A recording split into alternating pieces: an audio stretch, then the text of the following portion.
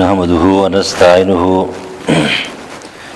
ونستغفره ونعوذ بالله من شرور أنفسنا ومن سيئات أعمالنا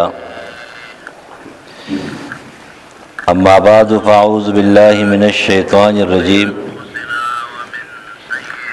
بسم الله الرحمن الرحيم قل هو الله أحد الله الصمد لم يلد ولم يولد ولم يكن له كفوا أحد الله أكبر بسم الله الرحمن الرحيم قل أعوذ برب الفلق من شر ما خلق ومن شر غاسق إذا وقب ومن شر النفاثات في العقد ومن شر حاسد إذا حسد الله أكبر بسم الله الرحمن الرحيم قل أعوذ برب الناس ملك الناس إله الناس من شر الوسواس الخناس الذي يوسوس في صدور الناس من الجنة والناس فنم د الله چې بیان د عظیم مهربان او زیات مهربان دی. وای پیغمبره شان د خبردار الله یو دی دی. وای پیغمبره آغا الله چې خلق د حسب و نسب تپوس کوي آغا الله یو دی دی. الله بے نیاز دی، نه ردنه څوک پیدار نه دی چا پیدار او نه دی الله هم سره برابر شته. ونوم د الله چې به اندازې مهربان او زیات مهربان دی. وای پیغمبر پناه واړم پرب د سبا د شر داغ نه چې پیدا کړی دي، د شر داغ شپې نه چې کله خورو پوره شي، د شر داغ په کوهونکو نه په غټو کې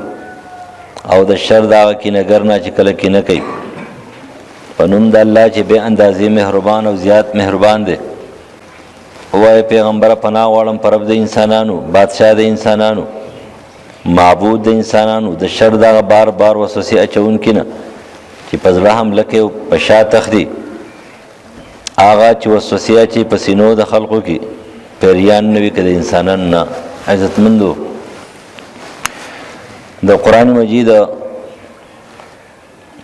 ترجمه او تفسیر تاسو وکړو او دا درې سورتونه دا الفاظو کې کم دي خو په دې کې ډېر لوی وضاحت دی، ډېر لوی تفسیر دی، ډېر لوی ټایم غواړي. خو زه به د درېواړو سورتونو مختصر غوندې وضاحت کوم او د هغې وجه دا ده چې په جومات کې مې خلک کېنولي او هغه تیار ناست دي، خو بس جرګه مې پرېښو دا خفه کېدو ملګری خامخا به ځي او زورور شو را باندې. عزتمندو د ټول نه مخکې خبره خو دا ده چې ویونکي هم ډېر دي او اورېدونکي هم ډېر دي او ښه خبره ده چې دا ویونکي زیات دي اورېدونکي زیات دي. ولیکن نن سبا یو عیب دی او یو بیماری ده. هغه بیماری چا پیدا کړی ده، څنګه پیدا شوی ده، په دې ماحول کې ناغه بیماری چې نو بعضی مليانو، بعضی داعیانو، بعضی خلکو پیدا کړل او دغه بیماری په خپل دویم غرق کړو، نو خلک یې غرق کړل. ا بیماری دار چې د خپل مولا خبر اورم د بلاغ نه اورم او د خپل مسلکی خبر اورم د بل نه اورم. بل قرآن بیانوي او دغه مولا چې د کوسلی بیانوي، بل قرآن او حدیث بیانوي او دغه قصې بیانوي، بل قرآن او حدیث کړه خبرې کوي او دغه چې داسې خبرې کوي چې نه په قرآن کې نه په حدیث کې ټول دروغ دي. خودته دغه دروغ ښایسته ښکاري، دغه ورته ټیک ښکاري، ځکه دا د مولا ویلي دي او هغه ټیک خبرې ورته غلطې ښکاري. نو دا خبره یاد ساتئ چې تش په اورېدو کار نه کېږي، بیا تش په وینا هم کار نه کېږي. ټیک خبره به اورې او ټیک خبره به کې. کله چې ته ټیک خبره واورې او ټیک خبره زده کې او ټیک خبره یو سړی وکړي او په هغې عمل وکړي نو کامیاب به شي. تا خبره واورېدله او خبره غلطه ده ویونکي غلطه وکړه اورېدونکي غلطه واورېدله او عمل کوونکي به غلط عمل وکړو نو دنیا به ورانه شي جوړه به نه شي ورانه به شي دا مرض به ځان نه ایستل پکاري او دا مرض خفه کېږي مه د هر چا په درس باندې نه وځي دا مرض چې کومه دی نو دا په دې نن سبا دا کم چې خلک درسونه کې په دې زیاتېږي کمیږي نه هغه دي کې جلسه ده هغه دي کې پلانکې چل پلانکې چل پلانکې چل دې لاړ چې هغه ټول خپل خبرې کوي د خلکو ټیک خبرې غلطي او خپل غلطي جګړه ټیک کوي او تا ته په ذهن کې دا چې بس دا چې زه سم دا ټیک ته او دا نو خلک چې دا ټول غلطي دي نو دا خبره معاشره خرابوي د دې وجه لایت ساتي صحیح خبرې اوري صحیح خبرو ته غوږ دی او که څوک مولیان یو که نور حضرات خو هغوی صحیح خبرې کوي غلطي نه کوي نن ما په تقریر کې ویل چې چېرته به یو مولا دا خبره کړي ټیک خبره یې کړله چې کربوړی چې کومه دی د ابراهیم علیه السلام ورته پوکی کړی دی نو ټولو خلکو ته یاد را ټیک ده یعنې خو که ورځ پرځ کا د سکول استاد د دینیات استاد د جماعت امام د آباتا استاد دا اول ورځ نه چې هغه یو سړی ته خالی ذهن ته غلطه خبره وکړي ټول عمر ته پرته دا غ ذهن خالی پروت او تابع غلطي خبره ورته نه کړي خو که دا اول ورځ نه د سکول استاد د پرایمری استاد د اسلامیات استاد یا د جماعت آباتا قاری صاحب حافظ صاحب یا د جماعت امام یا د کور مور پلار یا بل د سیو مشر ابتدایي طور باندې ماشوم د ټیک خبرې وکړي د اول وخت نه ټیک خبرې په دماغ کې پرتی د قیامت تورې پوری آتی بیا نه وځي نو ټیک خبرې کوي په دې وجه باندې زما خپل مزاج داره صحیح خبره د هر چا ده او هر څوک دی منم هم و بیانو میں هم بلا یری بلا ججک بلا پروا که خپل له کپره دی که دشمن دی او چې غلطه خبره وا نو کدا د هر چا ده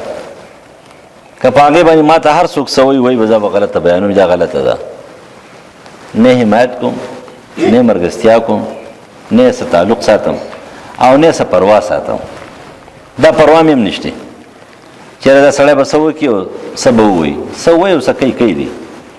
هېڅ هم نشي کولی دی به څه وکړي دا تاسو درخواست کوم چېرې دا صحیح خبرې اورئ او صحیح خبرې زده کوئ صحیح کوئ دا ماته د بیمارو د ټولې علاقې د بیمارو ماته پته لګېدله دا بیماري ډېره تیزۍ سره روانه ده او دا ډېر خوشي خبره ده دې باندې دین زیاتېږي نه دین ختمېږي دین بربادېږي بنیاد یې ختمېږي بنیاد دا اولنۍ صورت دی صورت اخلاص وایي صورت اخلاص ورته ولې وایي الله ته ګډه نه ده پکار الله ته مخلص مضبوط بهادر ایماندار پکار دی الله ته مشرک نه دی پکار الله ته موحد مسلمان پکار دی الله تعالی ته کم مطلوب انسان دی دا هغه د لپاره ولنې صفت دار چې دی به مؤمن موحد دی او کوم انسان چې موحد نه لري اگر که د ځان کې نښې د اسلام ټولې پیدا کړې دي اگر که بظاهر ډانچه باندې د خلق دوکه کړی دی خلق یې چې دی هغه خطا کړی خویولی دی خو لیکن دی اس انسان نه دی دی الله ته مطلوب انسان نه دی الله تعالی انسان ښایسته پیدا کړی دی لقد خلقنا الانسان فی احسن تقویم ښایسته پیدا کړی دی خو دی به ښایسته کېږي په توحید په نظریه باندې دی په ایمان ښایسته کېږي دی به خپله نظریه او عقیده برابروي نو په دې صورت کې خالص د الله د وحدانیت خبرې دي چې الله ته کوم مطلوب دی کوم انسان مطلوب دی چې موحد دی یو الله مني داغه الله قانون مني داغه الله سره شرک نه جوړي نه د بندنه مجبوره کیږي نه د انسان نه مجبوره کیږي نه د حیوان نه مجبوره کیږي نه د معاشري نه مجبوره کیږي نه د چا د خبرو اترو نه مجبوره کیږي او نه د چا د ظلم او زیاتی نه مجبوره کیږي او نه د مال او دولت نه مجبوره کیږي او د خپل توحید برقرار ده طبقات الکبرى یو کتاب د ابن سعد نقل کړل پاګه صحابه او طبقات دي راویانو د انسانانو طبقات ذکر کړی دي چې کمی طبقه والا انسان اول نمبر دی بیا دویم نمبر دی بیا دریم نمبر دی طبقات دي پکې پړوي دي نقل کوي یوازې عمر فاروق رضی الله عنه جمعات کې ناست دی او په دې کې یو صحابي دی هغه راغی خباب رضی الله تعالی عنہ چې کله راغی کېناستلو هغه یو بستر خوره کړی و هغه ته یو تکیا پرته و نو عمر رضی الله عنه په خپل باندې پاغزي کې ناست په خاورو کې او تکیا ته کوم دین خباب رضی الله عنه کېنولو او ورته وای چې دې ته ډډه ولګوا تر دې بسترې او تکیا مستحقه وتا ته پدرستانه علاوه د دې تکیا مستحق یو بندر بل یو انسان بل چې ما احدنا حق لهذا المجلس الا رجل واحد ستانه علاوه د دې مستحق یو بل څوک دی بلال رضی الله عنه دې حقدار دی ته ولې حقدار یې ته ځکه حقدار یې چې ته د اور په سکولټ را پاسه موحد وې د اور د سکولټ را پاسه پروت وې خلق در باندې ولاړو ته موحد وې موږ دې توحید کولای شو معمولی ونی خبر رااله توحید هم پاتې اسلام هم پاتې ورڅ پاتې شالاړو شل غزه خامتا لاړو دنیا راشي توحید پاتې یره چې څو کوم زه مجبور وم په جادو پسې دي په کوډو پسې دي په منترو پسې دي په سحر پسې نر خزي دي ټول دي سلمه کم یو نه دي د دنیا د پاره د دنیا د ګټي د پاره بیا هر څه پاتې اسلام پاتې ایمان پاتې توحید پاتې تکلیف او مصیبت او معمولی غوندي امتحان هر څه پاتې کړی ته مسلمان څنګه شوې مسلمان دی ته چې دی با د هندو د سیک په شان دي پیدا کیږي او په دې نظریه پیدا کیږي چې د مرګ پوری بزرو موټ صحیح سالم یم نو بیماری کما نه غریبی کما نه دردمن کېګما نه پریشانی کېګما نه غم راځي هیڅ په نه راځي او بیا بر دنیا نه دغه شان دي زمو التی بر الله تعالی جنت فردوس هم راکې نو ستاسو لپاره د امتحان په جهنم کې دي ستاسو لپاره د امتحان په جنت کې دي که میدان محشر دی د امتحان خو دنیا ده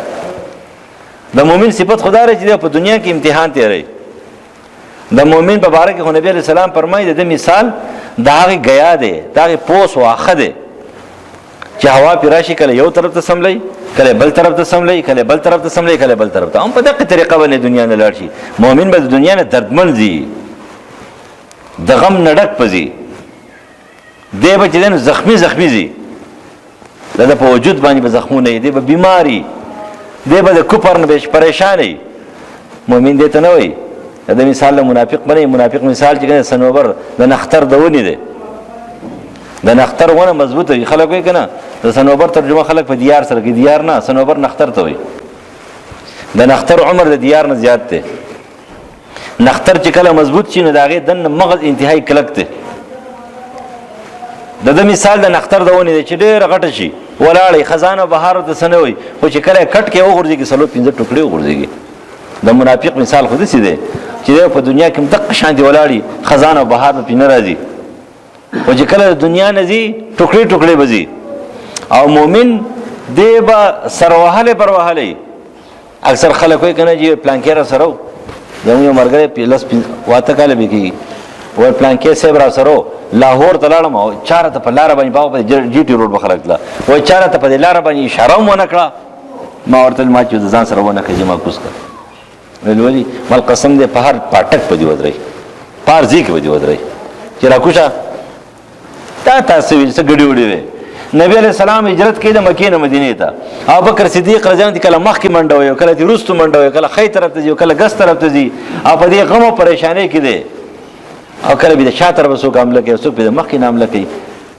او چې مدینې ته ورسېدو نو دردمن ورسېدو او تلاړې ورسېدې لاهور ته اسلام آباد ته پلانکې سیب را سره ناسو پلانکې سیب څه کو جادویې کو سحر کو نظر بندي کوله څه کوله کله مؤمن خدای ته په تکلیف راځي خامخه دغه مصیبت راځي اب امتحاني نو ته ولګې درې تا خو د مؤمن هغه صفت ختم کو چې مؤمن دې ته ویل کېږي چې دې به هیڅ تکلیف کې نه وي په دا بیماری نه راځي په دې پریشان په پیغمبر باندې ویل راتلی ولی کامل مؤمن نو پیغمبر ولی درې ورځې نه هر توار ګرځي ولی کامل مؤمن نو او پیغمبر باندې ولی سیر کېږي نو چې پاغه باندې سیر وشو هغه کوډي منتري کولې د سیر مقابله چې کنه په کوډو منترو کوله که سیر په مقابله په معاوضتینو کوله په قرآن باندې کوله دا امتحانات په هغوی نه دي راغلي نو ورته وایي چې ته د دې ځای مستحق یې. ولې مستحق یې؟ وایي تا د سکولټو راپاسه هم د توحید چغه ایستلې ده او د هغې نه وتلی نه. او بیا ورته وویله چې ته یې ما ته لږه دا خپله اشاره ښکاره کړه چې کله به تا سکولټې ګرمې کړې انګر وې او په دې سکولټو به د مکې مشرکانو سملولې او ستا له وجود نه به وینې زوی لاړې او بیا به سکولټې مړې شوې نو ته ما ته د خپله ملا وښیه. ناوتل امیر المؤمنین زما ملا مه ګوره زما ملا څه کوي او که تا وکتله تکلیف به نور هم زیات شي تا ته پریشاني زیاته شي. اول چې نه بس خیر زه ګورم ته په انتقام کې راشې ویل چې نه یې سم نه کوم ملا یې وله وکتله ولیکن بیا هغه انسان دی یو ځل یې جړل. صحیح بخاري حدیث دی اوه داغونه لګولي دا داغونه په مخ باندې نشي لګولی نو په دې جوړونو موړونو باندې که یو سړی ماهر یو حکیمي هغه لګولی شي نو هغه لګولي اوه داغونه جاړي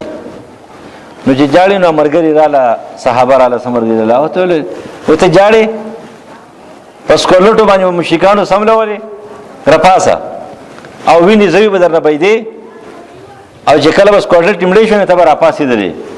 او تا جړه نه هلته به دې خندله سکولټ راپاسه به پروت وې خندله به دي جړل به دي نه ویش به دې هم نه کو. یو الله لا اله الا الله باندې نور څه نه منه یو توحید او اوس چې دې نه و داغونه یې واړه واړه لګولي دي د دې نه جاړې هوی دې نه جاړم دا ما ته څه نه شي ویلی وایي زه په دې جاړم مسلمان دی ته وایي موحد دی ته وایي ایماندار زه په دې جاړم چې هغه د کور په دې ګوټري په دې ګوټ کې زما سره 40,000 درهم دي او زه قسم خورم چې په دې کې یو ټکه حرامه نشته یو ټکه نه پکې مشتبه شته دا سراسر پاکي دي په دې کې نه د بنده حق شته او په دې کې نه د الله حق شته نه پکې زکات پاتې ده نه پکې سرسایه پاتې ده نه پکې د بنده چرته میراث شته نه پکې څه حقداري شته. مونږ هوته شتن دریو هلکه ډېر نیک سړی دی ولې جومات کې ساري نه شروع کړي د ماښام پورې 200 رکعته لمونځ کوي په ځمکه کې څه دي او جایداد کې پردي حقوق د دنیا پولي والي د دنیا پولي والي د دنیا میراث ورسره دی پردي حقوق ورسره دي ښه ورته پته د یتیم حق را سره دی ښه راته پته لري تقسیم کېدل نه په دې کې پیته مې واله ویل هغه وایي نه دغه مسلماني پکې نه منو د قرآن مسلماني دا نه منم او داسې مسلماني منم چې خلک راته مسلمان وایي خلک مسلمان دی دا مني او ورته 40,000 درهم دي بالکل پاکي دي په دې کې ذره برابر څه حرمت نشته دی نه پکې د الله حقوق پاتې شوي دي نه د بنده حقوق پاتې شوي دي خو بیا وایي چې په دې خپېما چې زما غرونه د دنیا نه نهر توهر تللی دی. مصعب ابن عمر رضی الله عنه پلان کې او پلان کې او پلان کې دوی نه چې الله تعالی موږ ته د خپل اعمالو بدل پر دنیا کې راکړي موږ هر څه په دنیا کې غواړو او بعضې خلک به کوي چې نه دنیا کې غواړو آخرت کې غواړو اللهم ربنا آتنا فی الدنیا حسنه خالد اوس صحیح عقیده ویلې ده چې په امتحان به صبر وکړي که غریب شو نو بیا به خفه کېږي نه که نه هر شو نو بیا به جګړه نه کوې ځکه چې ته غریب شې که نه یو کس هغه زموږ یو ملګری ده د دې شیشې دغه را فکټري ده غټه فکټري ده 1500 مزدوران پکې کار کوي او یو بزرګ راغی هغه د کمپنۍ مالک چې دی بزرګ راغی و تاسې تقریر وکړو که نه د دنیا خلاف په تزهد باندې نو د هغه چې کومه حمایت چا کولو نو هغه ما ته ویل چې تاسې لګیا یې مړه ورته وګوره که نه ما چې لږ صبر وکړه جولي و چې وسلتې کېږي نو بیا به تا ته د دره بزرګۍ او د تزهد من دنیا پته ولګي دا بلته لګیا دي و چې کېناستلو او حساب کتاب شروع شو هیډ منیجران کېناستلو تقریبا 100 کسان نو پروس کال چې کومه ګټه شو وه ګټه تاوان نه لکه پروس کال 100 روپۍ ګټلی شوي دي نو څه کال چې کومه دی نو 99.99 اوس پوه شوې خبره پروس کال 100 روپۍ ګټل دي نو څه کال 99.99 روپۍ ګټل دي یو اشاریه پکې کمې ګټ تاوان نغلی یو اشاریه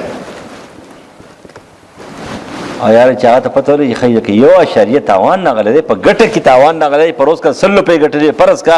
او یو اشاریه پکې تاوان نغلی یاره سړی اوچت شو په کنځلو شروع وکړه زما خواته ناست چې وایي صیبه که نه ولدري د دوی ټول ایمان او اسلام تش په دې چهره او په دې زبان کې دی یعنی وستې والله ما ته وایي دا څنګه چل یار هلته یو غنټه تقریر وکړو په جمعات کې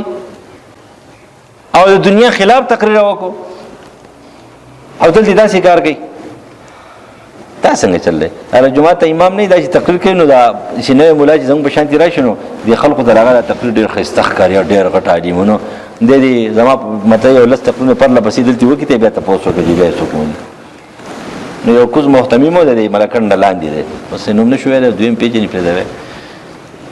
نو په جنازه کې په خال برکلي کې تقریر وکړو ټول د دنیا د تزود خلاف یار زما پاره داسې ختل وه زه دومره ټینګېدی هم نه شم خو هلته ټایم هم بل کم و چې ما اوس دې مرۍ نه ونیسمه چې تا دې الله غرق او پر کې 2 کناله ځمکه دې واخیستله د مدرسې په نوم ځان دې پې کور جوړ کړو تباشي او بلا پیسې دې راجمع کړې ځان دې پې کور جوړ کړو او ته اوس وایې چې تزهد مې نه دنیا او دنیا هېڅ شی نه دی او وغورځوی داسې تلې در کې ته بیا خپل جبډه کې ټوله دنیا داسې ده بل ته وایي لیکن ځان نه شي کولی او هلته هغوی ته وګوره چې هغه وایي چې دنیا کې 40,000 درهم ملاو شوي دي بالکل حلال دي خوښې نه چې الله تعالی په دنیا کې الله بدل الله کړی دا اوس د آخرت غم او زموږ څه د خپلې خېټې د دنیا غم دی زموږ توحید ټول اسلام ایمان او توحید ټول دنیا د غم دپاره دی د خېټې دپاره دنیا صلات ضحا کومه چې هلکه زه سیمه په دنیا مالامال یم وایي صورت یاسین ویم سهار وختي په دنیا مالامال یم او صورت واقع ویم چې په دنیا مالامال یم او پلانکې شی یم د دې دپاره دنیا مال منزل ویم دنیا دپاره چې مالامال لکه آخرت دپاره دې څه وکړه آخرت دپاره هېڅ هم نشته دی تا خو ورسره دنیا دپاره وکړه که ظالمه دنیا دپاره مه کوه د الله دپاره یې کوه چې د الله دپاره دې صورت یاسین وایو نو هم بدله دنیا درکړي هم بدله الله درکړي هر څه به میلاو شي نو موږ د سهار نه شروع وکړو تاسو فکر کړی که نه زنانه ټولې لګیا دي نارینه ټول لګیا دي تپوس ته وکړې څه کې یاره جي دا شی د دنیا دپاره ډېر ښه دی دا شی د دنیا دپاره ډېر ښه دی دا د دنیا دپاره لکه دنیا پرېږده او آخرت دپاره پکې څه دي د قبر د سکولټو د بچاو دپاره پکې څه دي د حساب کتاب د هغې کامیابۍ دپاره پکې څه دي د الله مخې ته چې ودرېږي نو په څه به کامیابېږي امام بخاري رحم الله د بخاری او شارح د ارشاد الساری وته علامه قسطلانی اب مقدمه کې نقل کوي امام بخاری او امام دنیا په باره کې نور کتابونو لیکلي ماره دنیا په باره کې صرف یو ځل سوال کړی د الله نه د دنیا په یو مسله کې مې د الله نه یو ځل سوال کړی موږ کوو خو دنیا یوازې نه غواړو آخرت غواړو و یو ځل مې چې الله او چې مال چې یا الله واکارسته وشو بس بیا مې ویل چې پروردګار ټول په دنیا کې راکړي بیا مې د دنیا په باره کې د مرګ پورې سوال نه دی کړی د دو خبر په باره کې په خپل تذکره کوي یو دا تذکره کوي یو دا وایي چې کله په هغه باندې دا الزام ولګېدو چې لکه تا تاریخ کبیر لیکلی دی په دې کې او تا په خلکو پسې غیبت کړی الزامات یې لګولی دي چې دا راوي کذاب دی او دا پلانکی دی دا پلانکی حاله امام بخاري ډېر احتیاط سره خبره کوي باقي محدثین چې ډېر تیزې خبرې کوي دا غل دی دا ډاکو دی دا پلانکی دی دروغجن دی هغه داسې نه وایي هغه څه وایي فيه نظر په ده باندې اعتراض دی د دا حدیث نقل کېږي نه دا حدیث اوریدل کېږي نه تاسې پسته پس الفاظ وي بعضې خلکو د باره کې دا ویلي د دې مطلب دا وي کلام الملوک ملوک الکلام وایي د بادشاهانو خبرې بادشاهانې خو چې هغه وایي چې فيه نظرون بعض بیا خبره ختمه شو حدیث قابل نقل نه دی خو لکه احتیاط هم کوي نو هغه پورې وخندله چې دا خو د حدیثو خدمت دی دا بهیني دین دی او زه ناقل یم د بل نه نقل کوم او بیا ورته وویله ویل چې الله حاضر و ناظر دی زما په دې ایمان دی چې د قیامت پر ورځ ما ته عملنامه میلاویږي زما په عملنامه کې به غیبت نه وي زما په عملنامه کې به غیبت نه وي وایي کله چې ما واورېدل من سمعتو ان الغیبة حرام کله مې چې واورېدل په قرآن مجید په سورت حجرات کې چې غیبت حرام دی نو مغتبتو ما به غیبت نه دی کړی او زما په دې باندې یقین دی چې ما ته عملنامه میلاو شي په دې کې به غیبت نه وي په دې کې به چا غیبت نه وي نن تاسو خپل ځان موږ وګورو که نه هلکه زورور منځګزار دی دومره ښایسته منځګزار دی څو کله چې تاسو مونځ وکړو چې 40 کال مې وشو زه تهجد بالکل نه قضا کوم ټیک دی او بل صلات ضحا هم کوم صلات تسبیح کوم صلات حاجت هم کوم پلان کې هم کوم نفلونه هم کوم مؤکدات هم کوم او غل څومره وایي ما خو غلا نه ده کړې شپې ډاکې نه لګوم نه پردی حق چې سره د هغه ول نه ورکوې مونځ خو ان صلات تنها عن الفحشاء والمنکر ته وایي نه دغې ته جوړ نه یم دا جبه دی وجه غلط استعمالي کې دا غیبت ولي کې دا چغلي ولي کې دا پردي کورونه ولي ورانه ته خسته مازګزارې او بیا وای نبی عليه السلام لا انس ابن مالک رضی الله فرمایي نبی علیہ السلام یو کس راغی ورته یا رسول الله یو ځوان دی او هغه د ورځې منځونه کوي د شپې چې دی نو غلا کوي. نبی علیہ السلام ته فرمایل چې دا مونږ به د غلا نه منې کی او د غلا نه منې شو نو ته زر د حدیث وې نو تا خو 20 کاله منځ کو 13 کاله دې منځ کو 40 کاله دې منځ کو ته خو نه د غلا نه منې کړې نه د غیبت نه منې کړې نه د چغلۍ نه منې کړې نه د دروغ نه منې کړې نه د الزام نه منې کړې دا څنګه مسلمانې ده دا سره مونږ څنګه مونږ دی نو ته پوه شې کنه چې مونږ دی نه دی کنه که ستاره مونږ وې خېټه دی پاکوي او ته تاسو چې شرایط او ارکان برابرې شرایط او ارکان خو شیطان نه مرتله خپل منځ د پاره مونږ ته شرایط او ارکان باندې جوړیږي شرایط او ارکان به جوړې خدای سره خپل خېټه پاکه خپل اندرون به پاکه چې ستا مونږ په تا باندې اثر وکي ستا مونږ تر دروغ نه منې کی ستا مونږ تر غلا نه منې کی ستا مونږ ته چې الزامات نه منې کی د چغلۍ نه دی منې کی د پردي کور دورانول نه دی منې کی او ستا مونږ پتا کی مینه او محبت پیدا کی د مسلمان د پاره مینه محبت پیدا کی د امن د پاره یو سوچ او فکر پیدا کی ته پوه شه چې زما مونږ په ما باندې اثر کړی دی نو هغه ورته ویل چې را د دې روپو د لاسه خپېما په دې جاړم دا موحدینو د سکولټو د پاسه پراته خو توحید د دې وجه دا صورت خالص ته وحدانیت دی زه بار ما 15 د توحید مختلف طریقې دي خلاصتا علامه ابن قیم رحم الله د توحید ذکر کوي په 15 کې او چې دا د هر مؤمن د پاره دا پکار دی هر موحد د پاره دا پکار دی په دې پويږي نارینه په پويږي زنانه په پويږي په دې باندې قریب البلوغ پويږي توحید څه ته وایي الله یوازې په یوازې منل نو سره انسان منل نو سره پیره منل نو سره ګټه لوټه منل نو سره چې پیغمبران منل هیڅ څوک نه خالص په خالص یوازې الله دې توحید وایي لا اله الا الله نو دا څنګه مني توحید کی ذات دا الله د ذات په شان دي بل ذات نشته بس دغه یو ذات ته پارش باندې دی الله تعالی د علم سمع بصر او قوت قدرت په اعتبار سره پارځي کې دی الله په اعتبار د ذات سره پارش باندې دی دا بکله کې څنګه دی بس مونږ نه خبر الله دې زموږ ایمان دویم نمبر توحید په صفات دا الله د صفاتونو په شان دي صفاتونه د هیڅ چا نشته او مخ د زمکه باندې هیڅ څوک د سنشتره د الله د صفاتونو په شان صفاتونه دي ته ویل کېږي توحید په صفات دریم نمبر توحید په افعال دا هر څه چې الله پیدا کړی دي د دې خالق ته د دې رازق ته د مالک ته د دې اختیارمند دی او د دې په جوړولو کې هیڅ چاته محتاج نه هیڅ چاته نه الیتا نه ماډل ته نه سبب ته نه ذرایع ته دې توحید په افعال وي څلورم نمبر توحید په عبادت قانون د الله منم بندگی د الله کوم سر الله تخته کوم سیده الله ته کوم موز الله لا روزه الله لا هر څه د الله د رضا لپاره دې ته ویل کی توحید په عبادت او پنځم نمبر توحید په عادت د عادت او د اسبابونو بالاتر کارونه یو الله کولای شي بل هیڅ څوک نشي کولای هر څوک چې کوي دا د سبب تحت کوي دا د الله د اراده تحت کوي او الله تعالی نه د چا اراده ته محتاج دی نه د چا سبب ته محتاج دی بے سبب بے آلات بے اسباب بے ذرائع بے موسمه بے شپې بے ورځې الله تعالی هر څه کولی ته سم نشي کولای دا پنځه توحید دي توحید په ذات توحید په صفات توحید په افعال توحید په عبادت توحید په عادت دا پنځه به مؤمن مني په دې ځان پیه کوي چې ځان پیه کوي نو بس بیا پټي اوس توحید خو دې بیان کړ الله تعالی وحدانیت دی بیان کړ چې الله یو دی سورۃ ډیر قدر دی سلسله قران دی د قران د دریم حصے برابر د لسو سپارو برابر چې کوم ثواب لري ډیر عظیم سورۃ ذکر چې حدیث کې راځي نبی علیہ السلام یو صحابي د دې تلاوت کو بار بار قل هو الله احد الله الصمد دا نور بشمار حدیث دي خو هغه د دې څنګه چې لکه دا یو کم تلاوت کوم څه خاص تلاوت نه کوم نو چې کله هغه د سار شو نبی علیہ السلام ته تپوسو کو چې تا بیګا دا سورۃ وای استاد ځین کدا و چې لکه ته شي خاص تلاوت نه کې څه ډیر غټ کار نه کې ول اور کوټه سورۃ ته جی پته ته پدره دي څومره لوی ثواب دی څومره عظیم ثواب دی دا د لسو سپارو برابر ثواب لري لوی قدر دی دا لوی قدر ولې دی ځکه به دي کې د الله خالص دی یو والی ذکر دی کې سره مخلوق نشته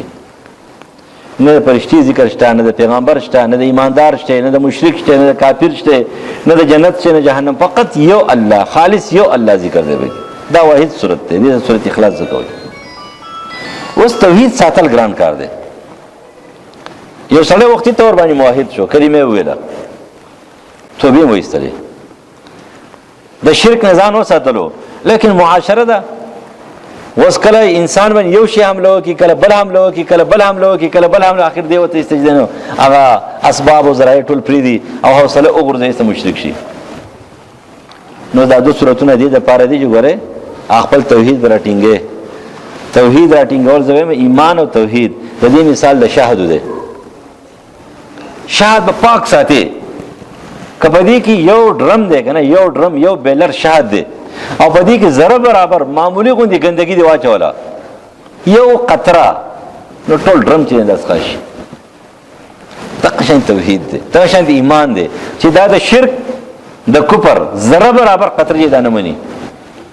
که دا یو سره ملاو کړه بس هر څه لاړه. ځکه نبي علیه السلام فرمایي چې پروردګار فرمایي انا اغنى الشرکاء من الشرک، زه په ټولو شریکانو کې ټول بې پروا یم. یو سړی یو عمل وکړي چې په دې کې 99 یو کم سل اجزا زما دپاره کارونه، یو جز پکې د بنده مخلوق دپاره زه ورته یو کم سل هم پرېږدم. وینې دا غټ ډرم، دا غټ بیلر د شهادو دا په دې یو ذره قطرې د ګندګۍ سره د مغافیر سره څښا کېږي. نو توحید ایمان راټینګول ګران کار دی. د دې وجې نه یو سړی به ځان ته مؤمن هم وایي، موحد به هم وایي، لیکن داسې کارونه به کوي چې به د شرک وي، دی به خبر نه وي. نو دا صورتونه د صحت د بچاو دپاره هم دي، خو دا توحید د بچاو دپاره دي چې کله په تا باندې یو مخلوق اثر انداز شي، کله بل مخلوق، کله بل مخلوق، کله بل مخلوق، کله یو سبب، کله بل سبب، کله شیطان او کله انسان، د توحید د لارې نه به دي په طرف کې، کله به دي بیمار کې، کله به د جادو د منتر اثر د باندې راشي، ته به د هغې په غم کې ورښکاره شي، لال به شي، په خلکو پسې به ګرځي، کوډې منترې به کوې. کله به تا په دنیا کې اخته کړي، حرام خورۍ ته به لاړ شي. کله به د ورور مسلمان سره شور کړی، د هغې سره به د کینو بغض پیدا شي، حسد پیدا شي، ټول اعمال به دې ختم شي، عقیده به دې ختم شي، توحید به دې لاړ شي. نو ورته دا دو صورتونه دا د توحید صورتونه دي، د توحید د بچاو صورتونه دي، توحید د حفاظت صورتونه دي، دم صورتونه دي، خو په دې توحید حفاظت کېږي. ځکه د صورت اخلاص نه پسې راوړه. نو قل وایه پیغمبره پناه غواړم په رب د سبا باندې، وایي ربه زما د زړه پریشانه شو، ما خو موحد یم، د هغې طرفه درد دی، د هغې طرفه زخم دی، د هغې طرفه اولګه ده، د دغه ځګي نه تنده ده، خلکو الزامات دي، د خلکو د طرفه چې کوم وهل ټکول دي، په سکولټو سملول دي، جیلونه دي، ربه زړه مې خفه دی، څه وکړم، ډېر پریشانه شوم. نو پروردګار ورته دا دعا وکړه چې ته توحید پرې نه دی، پناه غواړم په رب د سبا باندې، ربه سبا راوخېږه زما پر ټولو تیرو باندې، لکه څرنګه چې ته سبا راوخېږې او د سبا د راختلو سره تیرې ټولې ختمې شي وتښتي، دغه شان دي ربه زما پر وجود باندې سبا راوخېږه، دا توحید مې مضبوط که، ایمان مې مضبوط که، اسلام مې مضبوط که، دا پریشانیان مې ټولې ختمې که. د چا نه خفې؟ من شر ما خلق، د مخلوقاتو نه خفې. دا کم مخلوق چې پیدا شوی دی، دی مخلوق دا خو د شر د پاره نه پیدا ده، خو د خیر د پاره پیدا و، د شر کارونه شروع کړه. دا مازګزار خو چې په جومات کې ولاړه مونځ یې کولو، نو زه خو ډېر خوشحاله وم چې هلکه ماما کاکا لالا چې کوم دی دا خو مازګزار شو، اوس مونځونه کوي. ما ته خو دا پته نه وه چې دا جادوګر دی، ما ته خو دا پته نه وه چې دا کینهګر دی، ما ته دا پته نه دا غل دی، دی الزامات لګوي، دی غیبت او چغلي کوي، دی دروغ وایي، تش په جومات کې به مونځ باندې ولاړ دی. زما خو دې دا و چې دی به ښایي یا دا انسان دی چې پیدا د خیر د پاره پیدا دی، لیکن دی خو د شر کارونه کوي، ربه د دې شر نه پناه غواړه. ومن شر غاسق اذا وقب، شپه د آرام د پاره و، د راحت د پاره و، د اطمینان د پاره و، د سکون د پاره و، د تهجد د پاره و، د ذوق شوق د عبادت د پاره. تهجد چې دا د ذوق شوق عبادت دی. په ټولو عباداتو کې، په نوافلو عباداتو کې تهجد داسې عبادت دی چې دا سړی په توجه سره کوي، نو د انسان په دې وجود کې ډېر سخت روحانیت راولي، نورانیت راولي، انتهایی سکون د ده پر وجود کې صداسي اسباب او ذرایع پیدا کېږي چې توجه بالکل الله ته وي. د دې وجې کوم خلک صحیح تهجد کوي کینهګر نه وي، خو چې ریاکار نه وي، چې ریاکارۍ دپاره کوي بیا کینهګري، خو چې کله توجه سره کوي بعض دی پوه شي. او تاسو په خپله مو کې کله کله کښېنئ ځان له د شپې راپاڅئ یا که د شپې نه راپاڅئ ځان له هسې مراقبه لږه لږه کوئ، په دې 24 ګنټې کې غل ځان له کښېنه او سترګې پټې کړه او لږ په ځان باندې سوچ وکړه چې دا نن 24 ګنټې څنګه تېرې شوې او دا دومره عمر په سبانې تېر شو، او نن ما دا ژبه څنګه استعمال کړې ده، او دا غوږونه مې څنګه مې استعمال کړي ده، دا زما د اسباب ذرایع څنګه استعمال شو، نن مې د خیر کار څومره کړی دی، نن مې د شر کار څومره کړی دی، نن مې پیدا څومره رسولی ده، نن مې تاوان څومره کړی دی. ته لږ ځان سوچ وکړه. ځکه عمر بن عبدالعزیز رحم الله احیاء العلوم غزالی نقل کوي چې عمر بن عبدالعزیز فرمایل چې په 24 غنټې کې هر مسلمان د پاره دا پکار دی لږ سات ځان لکینی په خلوت کې، لږ په ځان باندې سوچ وکړي چې زما د پاره څه دي او څه مې کړي دي. نو پروردګار شپه د آرام د پاره او د راحت د پاره او د اطمینان او سکون د پاره او د مراقبې د پاره او د تهجد د پاره، خو لږ خلکو د غلا د پاره استعمال کړه، د ګناهونو د پاره استعمالي. د دې پناه غواړم. ومن شر النفاثات فی العقد، د ساه دې د پاره دی چې انسان ساه اخلي او ساه وباسي ژوندی، لیکن دی ولګېدل چې کم ساه د وجود نه وباسي هغه د جادو د پاره وباسي، د غوټو د پاره وباسي، جنترو منترو د پاره وباسي، د پردي کورونو د ورانولو د پاره جوړي، د ښځې د خاوند په منځ کې ورانه راولي، کورونه ورانوي، زړونه بربادوي، وجودونه بربادوي. پروردګار دې نه موساتي. دا زما توحید خرابوي، زما ایمان او اسلام خرابوي، زما وجود خرابوي. ومن شر حاسد اذا حسد، او د شر د کینهګر نه چې کله کینه کوي، داسې یو بیماری ده چې دا بیماری د یهودو بیماری وه. دا د یهودو نقل شو چاته، بیا ښځو ته نقل شو، د ښځو نقل شو سړو ته، د سړو نقل شو مولیانو ته، مولیانو نقل شو محراب او منبر ته نقل شو. د منبر په سب تقریر کومه او تقریر مې ټول د کینې نه ډک دی. خلقو د بیان کوم، قرآن او حدیث بیانوم، او خلقو په ذهن کې داغ دمه چې قرآن او حدیث چې څوک بیانوي هغه چلته ور نشي ګوره. دا څنګه کینه شو؟ سلطان صلاح الدین ایوبي او جاسوس نیولو، دا وی کمانډر اهرمن نومو، اورته جوای کنه څنګه چللې تاسو چته کومه اورته ویل چې بیا الله تعالی نن نور الدین زنګي پیدا کړي او نو سلطان صلاح الدین ایوبي پیدا کړي، ټولي غړي بيزي پیدا کیږي، ټول بچګم زناور پیدا کیږي. مسلمانانو کې بد عادي سړی نه. او یاد ساته مادي چې تخم کرل په مسلمانانو کې چې دا د ګناه او د فحاشۍ اوریانۍ دا اسباب منبر او محراب ته ورسیږي جمعات ته. او چې د موبایل ته ګورم جو راور رسیدو کنه، کله کله مولوی صاحب په کې دوپړې باجې لګولې او شروع وشيسته په مانځ باندې ولاړې ازنه چې موږ خطا شو ما په دې کې نشته. زموږ مرکز هغه په کراچۍ کې مولوی صاحب تقریر وکړ، ډېر په جذباتو باندې چې لکه دا موبایل داسې کوي داسې کوي داسې کوي چې مازه ته مخکې شو رنګ پې راغی، هغه باندې کې باجه لګېدلو. یا زموږ په خال کې مولوی صاحب قار شوی و چې دا تاسو ښځو نه هېرېږئ، ښځې ته ټلیفون کوي، نه ګناه د ټلیفون هلته یو حاجي صاحب ما پې اواز وکړو چې مولوی صاحب زما خاله ته هم غلط شوی چې ولې تا ته هم ښځې ټلیفون وکړو. قول پیل برابرول پکار دی، خیر دی، لیکن هغه خبره د هغه ټیک شوه. بره دلته ټیم فیس لګېدلی دی، هر 15 منټ بعد چې سندره وایي، ولې امام یې نشي لرې کولی، غریب څه وکړي؟ ولې جومات حاجي صاحب راوړی دی، د جومات ملک صاحب راوړی دی، په د کلي مشر راوړی دی، لکه د کلي مشر تا د ګناه شی راوړی دی، 15 منټ سندره بعد وایي، تا به محراب سره لګولی دی، هر 15 منټ بعد سندره وایي، پاکي سرود دی، اوس یې مولوي صاحب نشي لرې کولی. ولې نشي لرې کولی؟ ځکه ملک صاحب خفه کېږي او یا بل صاحب خفه کېږي، حاجي صاحب خفه کېږي، هغه راوړی دی، حاجي صاحب دې خفه شي، استاد ته ورته ووایه خیر دی طلب الله تعالی بل امامتي درکړي، که تېره امامتۍ نه وایستې بله جوماتونه دي، خو ټیک خبره ورته وکړه چې حاجي صاحب دا کار دی غلط دی، حاجي صاحب په الله دې په خپو شل کا، تا روغ شی ولې نه راوړو، تا سندرو شی راوړو. نو د هغه خبره 100% ټیک شوه. منبر و محراب او جومات ته چې کوم سرود راورسېدو، فحاشي اوریاني چې کوم دا راورسېدله، نو ګناهونه منځګزارو ته ورسېدل، زړونو ته ورسېدل. نو دا د یهودو بیماري وه، دا ښځو ته راغله، د ښځو نو سړو ته لاړه، داسې پسې دې پله راغله. دا کومه بیماري ده؟ حسد څه ته وایي؟ حسد دې ته وایي چې تر ته څوک وایي نه په ښه حالت باندې او ته یا الله غر کېږې، دقې ته حسد وایي. یا الله غر کېږې دغې مال سره غر کړې، مال یې راکړې او که نه راکړې، دقې ته حسد ویلی کېږي. اکثر خلک وایي که نه دا مالداره خلک دي، دا غریبانان غرق دي، مالداره نه. غریبانان ځکه غرق ټوله کینې ګوړي دي، خو چې کله ګوري موټر والا ته دې خفه کېږي، یاره که ولې خفه کېږې؟ مه خفه کېږه، دا د هغه قسمت هغه له ورکړي دي او دا ستا قسمت ته تالی درکړی دی. په پردي قسمت پسې منډې مه وه، پردي قسمت پسې جاړه مه، محنت وکړه، که تعالی الله درکړو درپکې منډه ووه، کاروبار وکړه، ځان له حلال رزق طلب وکړه، الله دې تعالی کرونونه او بنګلې درکړي. دا حدیث چې د چا په باره کې ترمذي د عبدالله ابن عمرو ابن عاص حدیث ته لنډه خبره داره چې کوم کس پسې لاړو نبي علیه السلام هغه ته جنتي ویلو، نه پاکي کینه نه وه، پاکي حسد نه و، او مونږ د کینې او د بغض نه ډک شو. الله دې بیمارۍ نه مو خلاص کړي. اوس را روان دشمن ډېر خطرناک دی، نو صفتونه مول ډیر ذکر شو. داسې دشمن دی په زړه باندې حمله کوي، په زړه خو بادشاه دی. بادشاه چې صدام حسین چې کله ختم شو وتښتېدو کنه 8 لک فوج وتښتېدو، پته مونږ لګي چټ لاړه. حتی لکه فوج چې کله صدام حسین سره ثورک شو، دغه شان دي نور لخکري چې کله بادشاه ختم شي کنه لخکر ختم شي. په دې وجه باندې چې کله د حکومت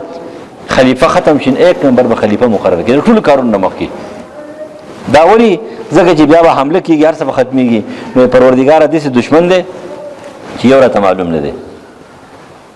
که معلوم دی پیژنه مې چې انسان دی نو دا ته پته نه کیږي دشمن دی او که دوست دی. دویم چې کومه دشمن دی په پیریانو کې ما ته پته نه لګي، زه ته ښکارم ما ته نه ښکاري،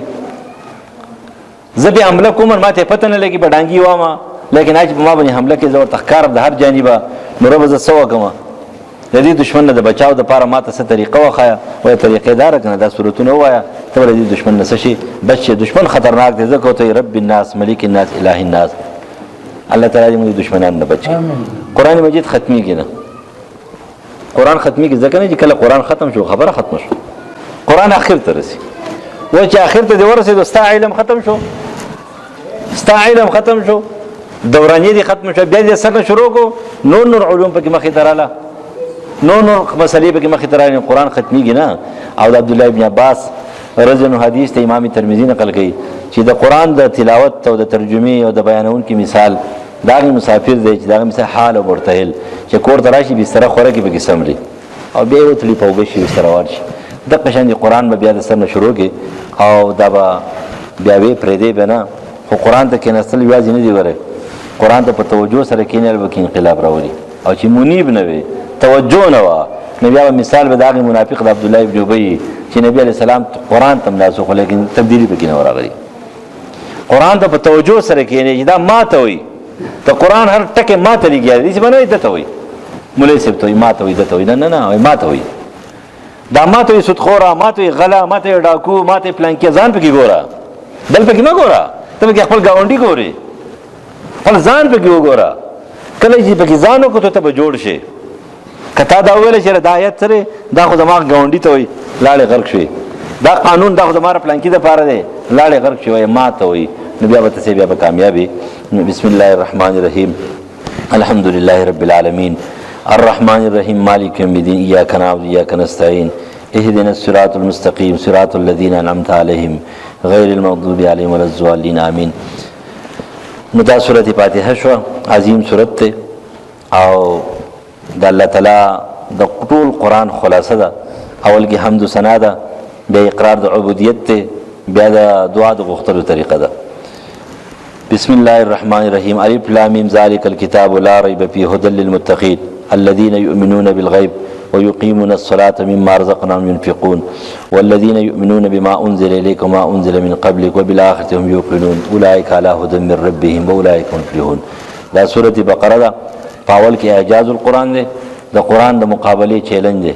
الف لام میم. بیا د قرآن د کاملیت چې دا کامل کتاب دی څوک مقابله نشي کولای. بیا د قرآن مقصد لا ریب فی اطمینان نه ولی قانون دی، پدې کې پریشانی شته تهمتونو کتاب نه دی هر قانون کتاب دی. بیا چې کوم خلک به قانون پاس دی هغه ته متقین وي. اوس متقین چې په کومه طریقه پاس کیږي په کوم آداب او شرایط نو هغه دار چې ایمان دی به بالغیب اقامت الصلاه به کې ایتاء الزکات به کې ایمان په ټولو کتابونو باندې دی او تفصیلی ایمان په پیغمبر نبی علیہ السلام او دا په کتاب قرآن مجید دی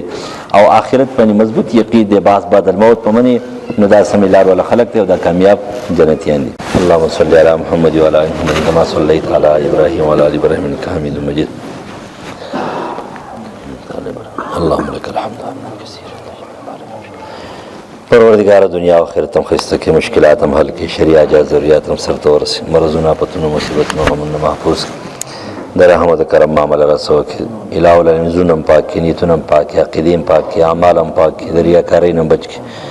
هغه اعمال چې کوم ته مقبول او منظور دي هغه اعمال زموږ وګرځي هغه ایمان او عقیدم نصیب کې چې کوم ته منظور ده.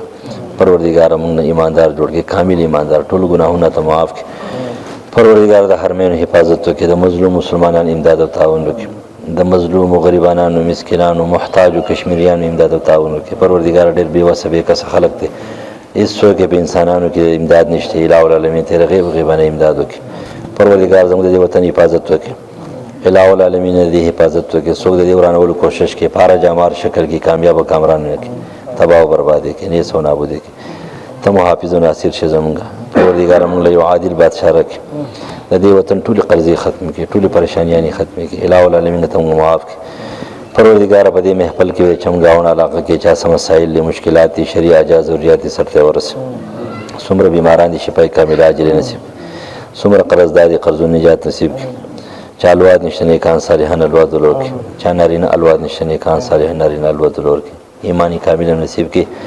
عمل صالح نصیب کړي د قبر د عذاب او جهنم د عذاب نه بچ کړي یا لازم استادان وخت زمو شیخان وخت زمو پلار وخت